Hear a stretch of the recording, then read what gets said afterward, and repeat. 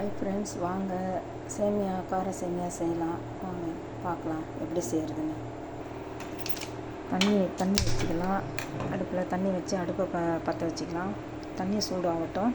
தண்ணி சூடாகன பார்த்தா கொஞ்சம் சேமியா போட்டுக்கலாம். சேமியா போட்டு கொஞ்சம் அரை வேக்காடாக இருக்கும்போது வடிச்சிக்கலாம். நான் இப்போ 300 கிராம் சேமியா எடுத்திருக்கேன். அதை 300 கிராம் சேமியா தண்ணியில் போட்டு இது பண்ணிக்கிறேன். கொஞ்சம் அரை வேக்காட்டில், சரிங்களா? அரை வேக்காடாக இது பண்ணிக்கலாம்.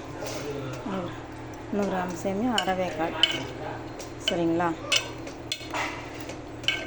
கொஞ்சம் எண்ணெய் போட்டுக்கலாம்.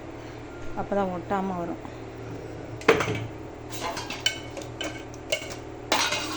இது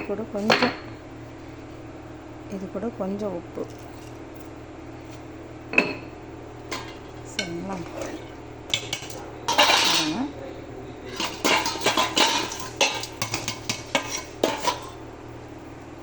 பாருங்கள், இதை தனியாக வடித்து எடுத்துக்கணும்.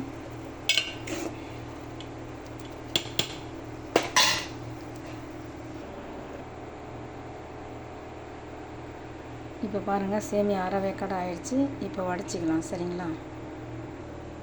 இப்போ பாருங்கள், வடித்து எடுத்துக்கிட்டேன். எல்லாத்தையும் இந்த சேமியாவை வடித்து எடுத்துருக்கேன். வடித்து எடுத்துகிட்டு நல்லா கொஞ்சம் பச்சை தண்ணி ஊற்றினா கொஞ்சம் பளபளன்னு ஆகிடும், சரிங்களா?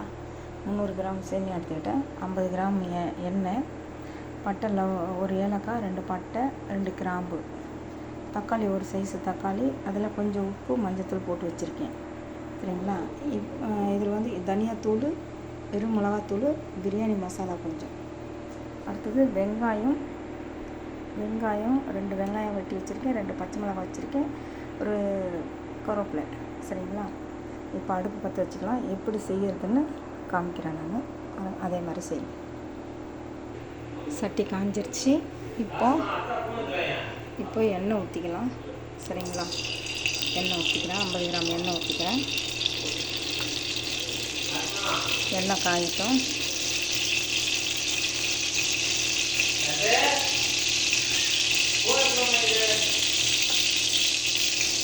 எண்ணெய் நல்லா காஞ்சிருச்சு. இப்போ பட்டை, கிராம்பு போட்டுக்கிறேன்.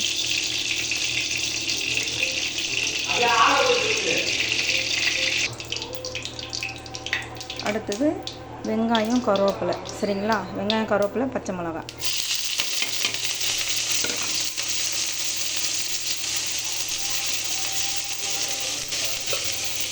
நல்லா கண்ணாடி பதத்துக்கு வரட்டும். இந்த கண்ணாடி பதத்துக்கு பாருங்க, நல்லா கண்ணாடி பதத்துக்கு வரட்டும். கொஞ்சம் நல்லா வதங்கணும்.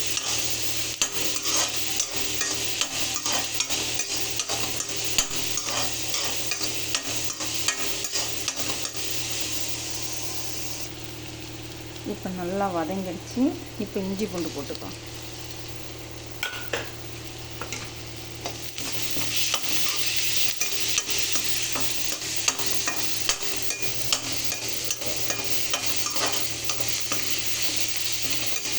இஞ்சி பூண்டு பச்சை வாசனை போகிற அளவுக்கு நல்லா வதக்கிறோம்.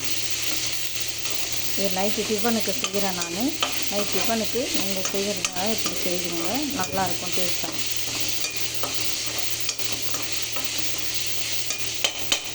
இப்போ வதங்கிடுச்சு. இப்போ தக்காளி போட்டுக்கலாம்.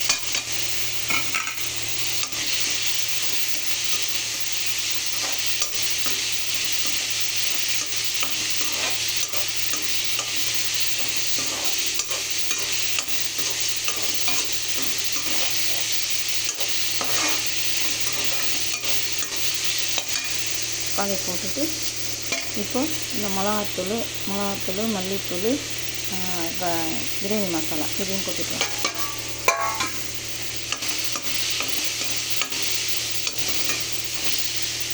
இந்த தக்காளி வதங்குற அளவுக்கு கொஞ்சம் தண்ணி ஊற்றிங்க. தக்காளி நல்லா மசிகிற அளவுக்கு கொஞ்சம் தண்ணி ஊற்றி நல்லா இது பண்ணிக்கணும். தண்ணி வற்றி வரட்டும். அப்போ தான் அந்த தக்காளியெல்லாம் நல்லா பேஸ்ட் மாதிரி வரும். அப்போ இது பண்ணிக்கலாம்.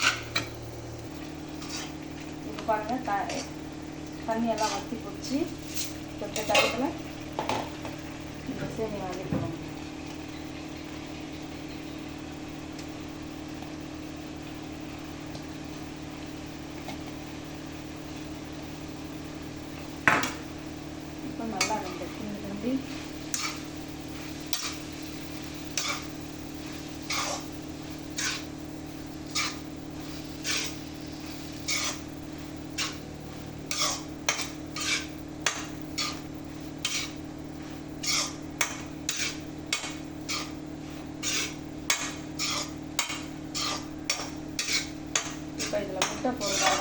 போட்டுக்கலாம்.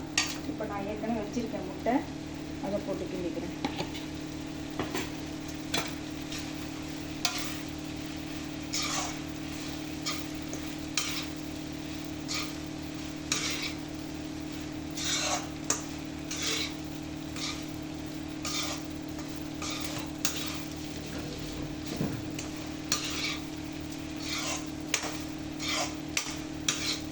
அவ்வளோதான், முடிஞ்சிருச்சு.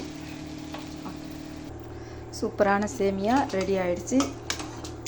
இது நைட்டு டிஃபனுக்கு நல்லா டேஸ்ட்டாக இருக்கும். சாப்பிட்டு பாருங்கள். சாப்பிட்டு பிடிச்சிருந்தால் லைக் பண்ணுங்கள், ஷேர் பண்ணுங்கள், சப்ஸ்கிரைப் பண்ணுங்கள்.